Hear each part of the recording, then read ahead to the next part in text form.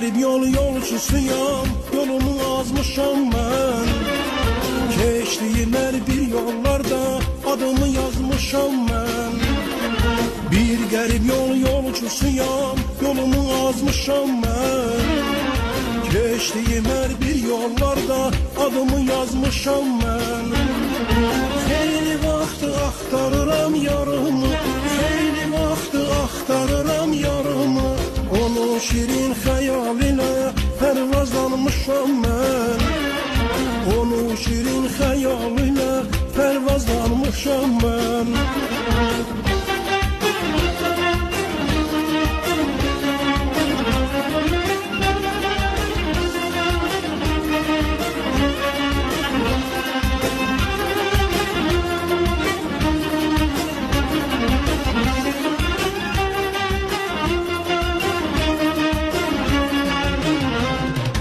Öz eşkimə sadiq olan bir dəyanətəm mən.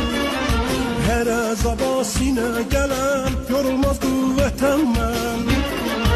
Öz eşkimə sadiq olan bir dəyanətəm mən. Hər əzaba sinə gələn yorulmaz qüvvətəm mən. Təkcə ürəyim özümün deyildir, təkcə ürəyim özümün deyildir. Özgəsinin gözlədiyi bir əmanətəm mən. Özgəsinin gözlədiyi bir əmanətəm mən. Gün gələr açılacaqdı sabahım, ürəkləri yanır.